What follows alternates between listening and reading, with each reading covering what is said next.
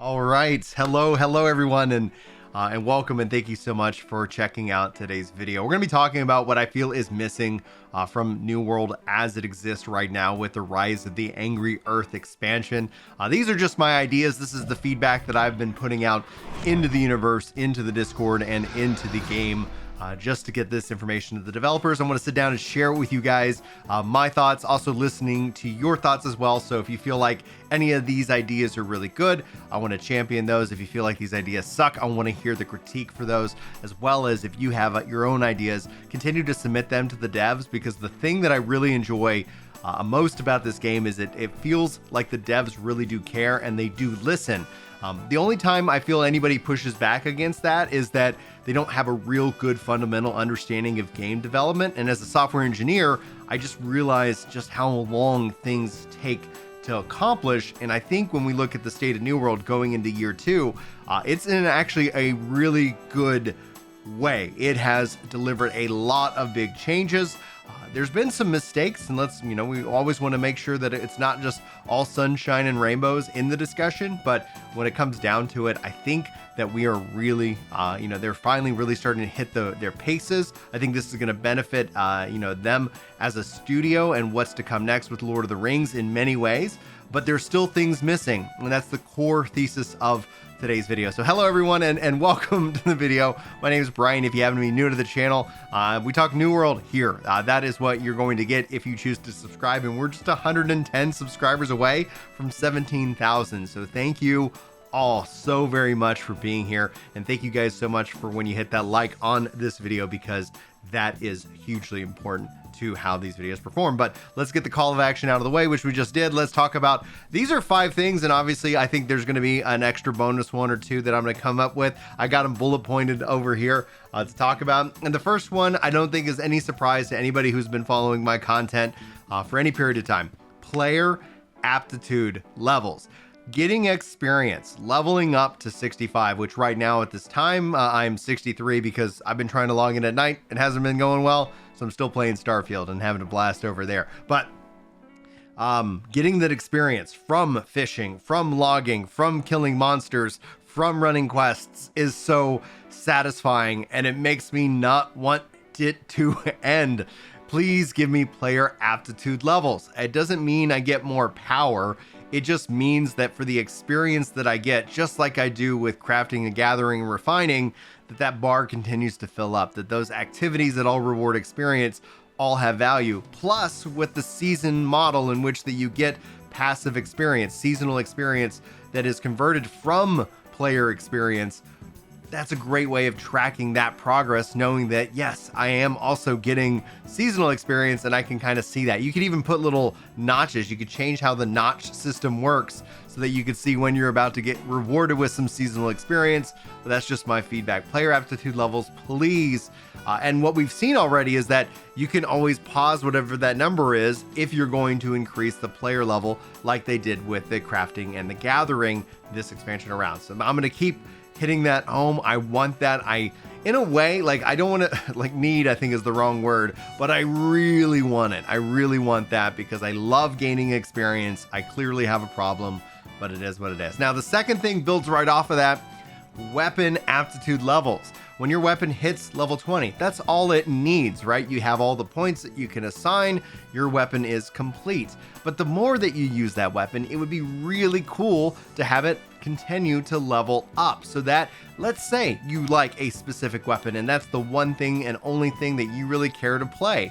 It'd be kind of neat to kind of show that off. It would be kind of neat to see that thank you every time that you gain an aptitude level.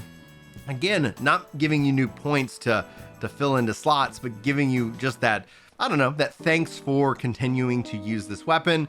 And in a way, you could continue to challenge yourself to see how high you can go. Not everybody's going to take that challenge, but it is going to be what it is. Now we move into another thing. We have mounts. Mounts were a big request for a lot of players.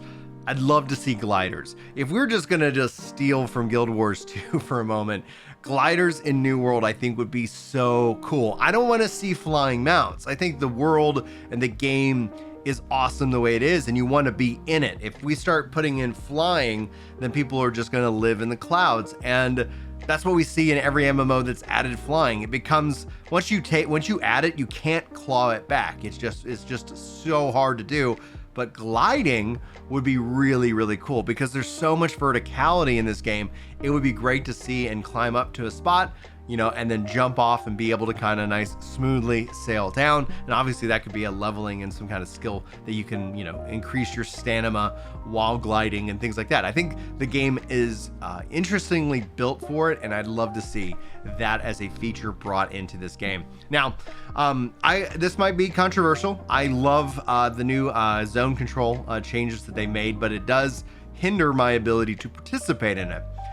What I'd like to propose, and this is probably, like I said, most controversial, is not a replacement of the current system, but an additional system to kind of sit right next to it. If anybody out there has ever played Final Fantasy XI, they had a conquest system that was basically the PvE things that you do, the experience that you earn through PvE, all get totaled up at the end of the week, and then the zone gets controlled from a PvE aspect. I think you keep the PvP and you let that be the ownership and that kind of core gameplay. I think it'd be kind of neat to add in a PvE element that doesn't necessarily affect the the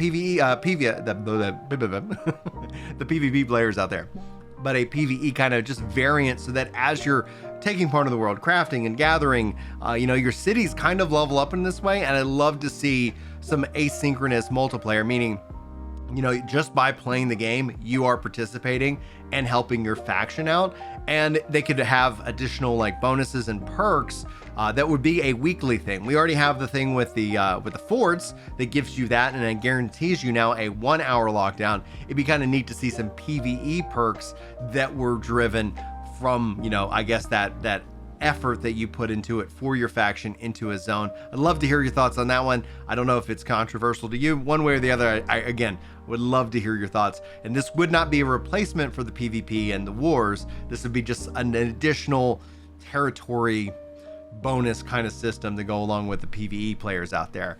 Now, obviously the fifth one, controller support. You guys are, if you're new here, I love controllers. I love playing on controllers. I'm going to be updating the controller guide for Rise of the Angry Earth, so stay tuned. I've been working on that. Hopefully we'll have that out for you this weekend or early next week as soon as it is ready. So I'm very excited about that. But we know it's coming. We know native controller support is coming. So again, I'd love to see how that could kind of be affected and how that's going to change the accessibility. And I'm gonna die on the hill. I do think this game has a chance to really come to consoles, and I think that conversation is going to be happening sometime next year. I don't know if it will happen next year, but I think the conversation is going to happen, and we're going to get some word on that. So we'll stay tuned. We'll be sure to react to that news when it happens. And if you guys ever haven't seen me react to things that I predict that end up being true, yeah, it gets pretty kind of crazy. Sometimes that's when I go viral for a little bit, and whenever that happens, it's always like, man, this guy's so happy, and then it's like, oh, we gotta kill his joy. So the internet, right? If we're gonna just talk about a few bonus ones, I'd love to see leaderboards or personal stats updated. Somebody who likes to do a lot of fishing, I would like to see additional breakdowns. I'd love to see any number of stats. The fact that fishing and all that is legendary based, I'm fine with that being any kind of leaderboard, but it would still be cool to see how many people have, you know, how many fish have been caught, total weight of fish, things like that. We did a charity stream. We weren't able to do it this summer, but maybe we'll be able to bring it back with Rise of the Angry Earth to benefit St. Jude's, and that's where we had to rely on the honor system. So with the leaderboard system, I'd like to see it expanded, because then we can take advantage of it and go from there and bring back the the fishing tournament in this case. Sorry, this summer with the new baby was just absolutely busy. In fact, I feel a little bit winded. Somebody was I have a comedy show coming up in Dallas on the 13th, and I haven't done a comedy show since before the baby, so it's been I've been jammed. It's been slammed. So I'm excited to get back into the comedy scene, and I'm excited to hopefully do some charity streams and more for the channel. But outside of leaderboards, obviously there's a ton of things we could always talk about. I know a lot of people want to see an end game refresh. A lot of people asked about, what do you do at 65? That in and of itself is the end game, is still what the end game was. And I don't mind, because I think the end game in this game starts at level 1, because you have so much stuff that's going on that you can participate in. And then you have the economy, which can always drive different levels of value, but people are going to evaluate that differently. With auto matching coming into the content itself, I do feel we will need to see additional gameplay modes that would help encourage people to do stuff. It's a hard balance because you don't want to pull too many people out of the PvE element, you know, or the open world element and put them into instance content.